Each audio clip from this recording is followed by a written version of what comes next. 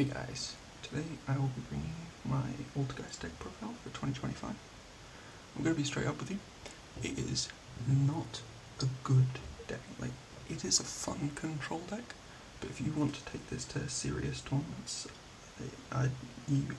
this is as good as the build I can get. And up against the modern matchups, it just doesn't do well. You can do okay, but 1-2 interruptions, you're just dead in the water, unfortunately. And then with no Link Karibo either, there's just not much you can do, sadly. But without further ado, I will get into the deck profile. So, I'm running 3 Meluseek. This is your,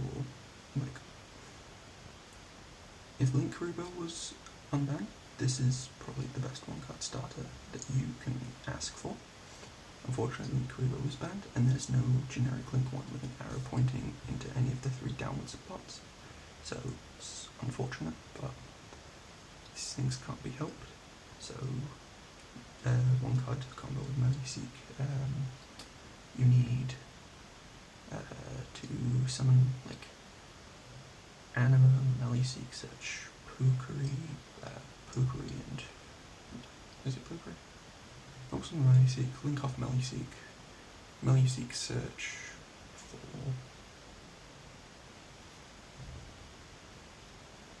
I can't actually remember the combo guys, I'm sorry to say. Basically what you do is you end up going into Prom Princess, and then Prom Princess summon Hextia to the zone that Prom Princess points to, and then you can also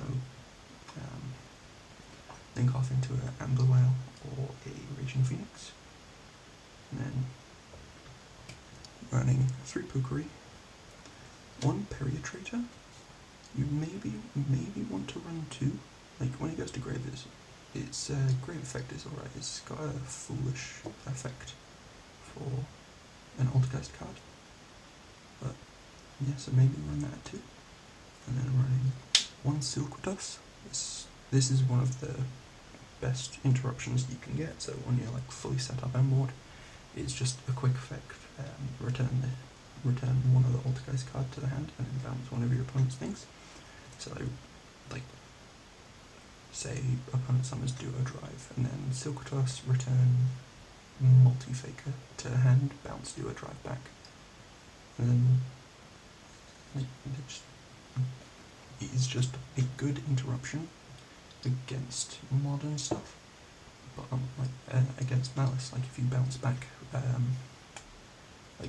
one of their Link 2s or Link 3, if you bounce back one of their Link 2s, you keep them off of the Link 3, and unless they've got extra gas in hand, Silquatus kind of just disrupts their plays. So it is a good card, but you don't want to open it, so only run it 1. And then running 2 Malwisp. Malwisp is actually surprisingly a good card, because it's not if it's added from deck to hand you can special summon, it's just if it's added to hand. So there are a few cards in the deck where you can add it from grave to hand, and you can do this during your opponent's turn. So you can add Malwisp to hand, Malwisp effect special summon it, and then Malwisp effect on special summon to revive something in grave, so you could maybe revive Multi-Faker and then Multi-Faker special summon Silquatus from deck. So Malwisp was good, but you don't run it at 3 because you don't want to open it most of the time. And then 3 Marionetta. This is probably your best normal summon at the moment. Obviously, all Altergeist combos, bar Meluseek, you need 2, so all of it is 2 card combos. And Marionetta is the best, it's the best Altergeist monster to open up with another Altergeist name. So you need 3 Marionetta, and then 3 Multi-Faker. Multi-Faker is just really good, and then it can also generate interruption on your opponent's turn, because it special summons itself when when you activate a trap card. So if you go second and your opponent starts comboing, you open a Multi-Faker and Imperm. You activate Imperm on whatever you don't want going off, then Multi-Faker will trigger in hand to special summon, and then when Multi-Faker is special summon, you can special summon Altergeist monster from deck. So you can special summon Silquatus, And the Silk Tusk can bounce back Multifaker and bounce back something else from your opponent's field. So if you open Multifaker Imperm, you get 2 interruptions for the price of 1 essentially. So Multifaker is a must-have at 3, and it's a very good card. And I'm also running 1 Conqueror, and it's a good stall card. It kind of just helps you stay alive for a little longer. And then that's it for the Altergeist monster lineup. And then, because this hand is so susceptible to hand traps, we're on 3 crossout, on Cold Buy. It's just to hope and pray that we can actually play the game, so that we can stop our opponent from playing the game, because this is it can be a nasty control deck if it does go off correctly. And then for the Altergeist traps, we're running 1 Haunted Rock, 1 Camouflage, 1 Revitalization, 1 Protocol, 2 Manifestation. So Manifestation is just like a monster reborn during your opponent's turn, so it's very helpful, because if you activate Manifestation and summon an Altergeist from grave to the zone that your Hextia points to, so say your opponent activates a spell trap, you tribute a monster that Hextia points to, spell trap negated, activate Manifestation and revive it to a zone that Hextia points to, and then Hextia can just tribute that again and negate another summon trap. So Manifestation is very good. Protocol is a very important card, because it's a quick effect. It's a quick effect pop, and it also says that your Altergeist monsters' effects cannot be negated. And yeah, so like if you activate Skill Drain and you have Protocol face up, Skill Drain becomes a one-sided Skill Drain. So it is very nasty if you have Protocol and Skill Drain face up. Revitalization, you only want for the Graveyard effect to banish an immediately normal summon. So that comes up with a Penetrator. And then Haunted Rock, you want for being set off Marionetta, so non-summon Marionetta. Set Haunted Rock, activate Haunted Rock, pitching your other Altergeist monster in your hand, and then Marionetta send Haunted Rock to grave, and revive back whatever you send off of Haunted Rock. And then your Camouflage is just another aid to help you survive a turn. And for the Floodgates, on 1 Anti-Spell, 1 Skill Drain, and 1 Rivalry. Stock standard, you can't play Goes and Match because all the Altergeist monsters are different attributes, but Rivalry, it kind of just stops people dead in their tracks. Like I had a match against Blue Eyes with this, activated Rivalry, they just couldn't do anything because they can't link off the spellcaster to summon a dragon. They can't activate any of their spell traps to summon a dragon, and like they've just normal summoned a spellcaster like a Sage, flip up Rivalry, and now they're just stuck on a Sage because like they don't have a way to get rid of it without summoning a dragon. So Rivalry is very, very good against Blue Eyes. Skill Drain is just Skill Drain at the end of the day, and then if you have a way to get Protocol, it's a one-sided Skill Drain, so it becomes very unfair very fast.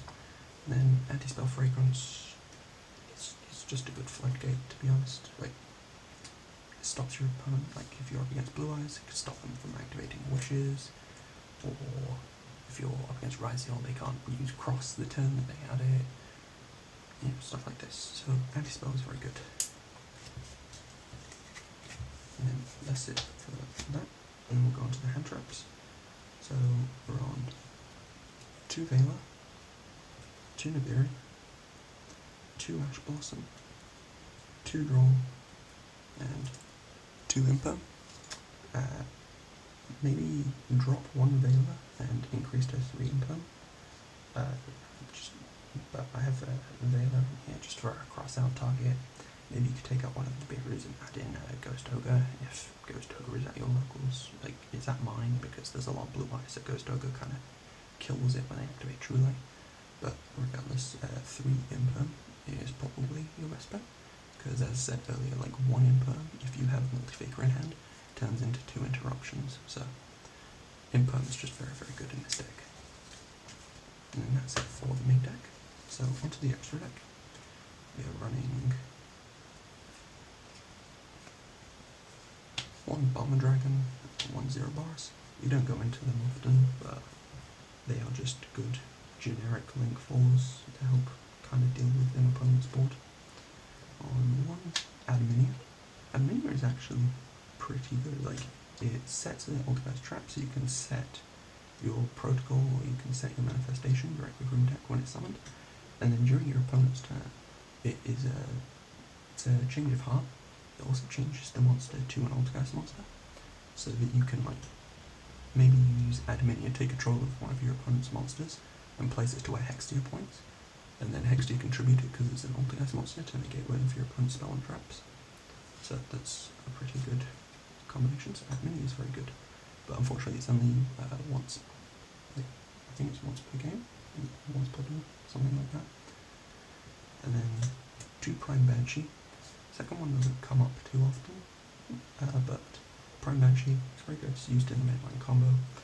It's quick effect tribute, one Altergeist monster that points to, and especially an Altergeist from deck. So it's good. It helps you get out your multi-faker to special summon another thing from deck.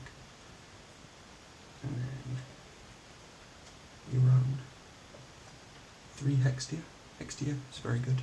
You usually end up summoning like 2 if you do go full combo. And then that's just 2 spell and trap gates, and then that's not once per turn either. So as I said earlier, if you use Hextia, tribute something, and then summon something back with manifestation to a zone that Hextia points to, so say this link right here, then you can use Hextia again the next time your opponent activates a spell and trap card. But it's just very good. And one Kidolga and 1 Anima.